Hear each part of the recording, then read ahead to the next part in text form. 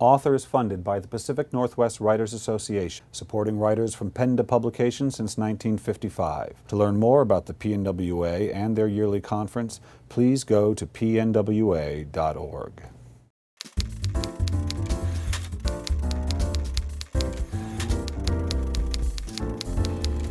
Hi, this is Bill Kenower of Author Magazine, and I'm here at Elliott Bay Book Company in Seattle, Washington with Dina Nayeri, author of A Teaspoon of Earth and Sea. Welcome to Author. Thank you. Thank you for having me. So Dina, this book is it's about a lot of things, but one thing, interestingly enough, is storytelling. Mm-hmm. So when did story, the idea of story, light up in your mind? Wow. Well, I would say that would have to be all the way back in Iran. You know, it's to Iranians, storytelling is such an intense and important part of the culture, and in my family especially, it was an extremely important part of our family culture. My family, you know, we lived in a city in Isfahan, but my father's family comes from this tiny little village about 30 minutes away where, you know, you get to it and it's like going back a couple of hundred years. Right. And, you know, people pass the time by storytelling, and my grandfather was one of, you know, the favorites. He would sit in the middle of the town square and talk for hours. Town square? There was a town square, you know. He was the television. He was the television, exactly. Wow. Anyway, he would tell lots of stories, and he had grandchildren, and we would all sit around and listen and absolutely love it. And he had, you know, special effects where he would take his teeth out. Really? So, yes. Anyway, so I loved storytelling from the beginning, and that's how I communicated. You know, there's a tape of me and my mom at 1.5 when I was 1.5, and the whole thing is storytelling. So, you know, that's where it's the whole thing. Is your mom telling you? No, I'm telling. At 1.5. Yep. I have proof of this, so nobody believes me, but there's a date on that tape. Okay, so you communicated. It was mostly about rabbits and ducks. Doesn't matter. You could even talk that much to tell a story. So you've been telling stories all your life. Mm-hmm. And yeah, and I think it's so much part of our culture. I mean, it's part of human culture, obviously, but because it's so much part of Iranian culture, I couldn't avoid it. You know, even at the very, very beginning, when the idea for the book came to me, it had to be woven in somehow. I think of myself as having a relationship with my imagination. Mm-hmm. Yeah. Do you see it that way yourself, or how do you see your imagination? Wow. I see it as this kind of refuge and a comfort.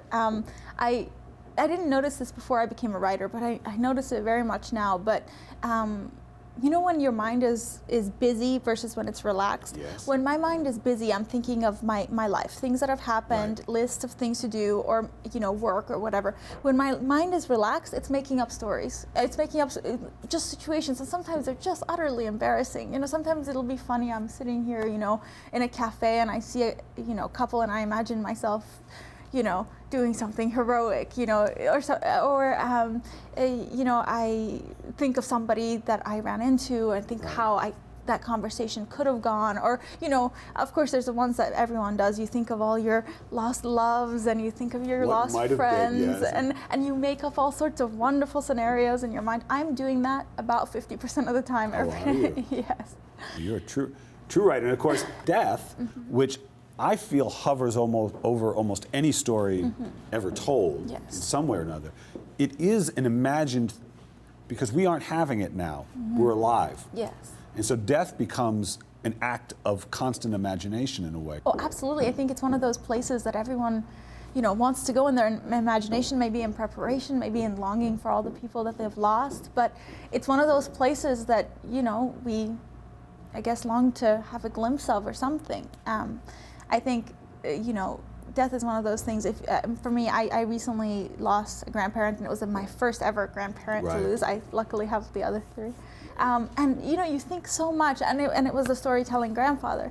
And, you know, you think so much about what you believe and where they might have gone, and if you will see each other again. And so the imagination just goes there. And the process of dying, too, is another thing.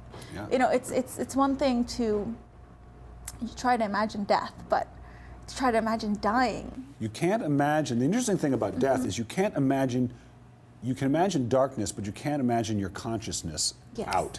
Exactly. You're still aware of it. Yes.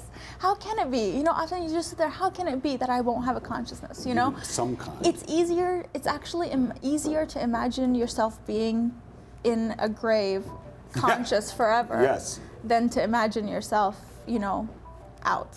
And of course, you had to, you had lived there, but you were a little girl. Yes. And so now you've got to reimagine. I assume you didn't go back to, no, I know, yeah. And so now you've got to reimagine your childhood Iran. Yes. You have to give up on a certain kind of accuracy, don't Absolutely. I did so much research for this book, but actually I'll tell you a little bit about the research because there's some funny moments in this. But first I just interviewed a lot of people, gathered videos and pictures and whatever I could gather of that region and time. And then I started looking for readers.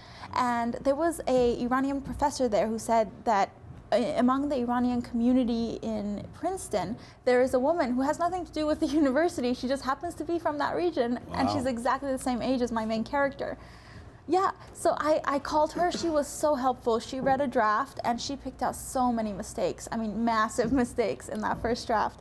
But then I found this this was the most amazing find. I found this gentleman that was a scholar of this region. He had devoted his entire career. Region? Yes, being the scholar of the Gilan region, and he was a Frenchman, and he had retired to Provence or something.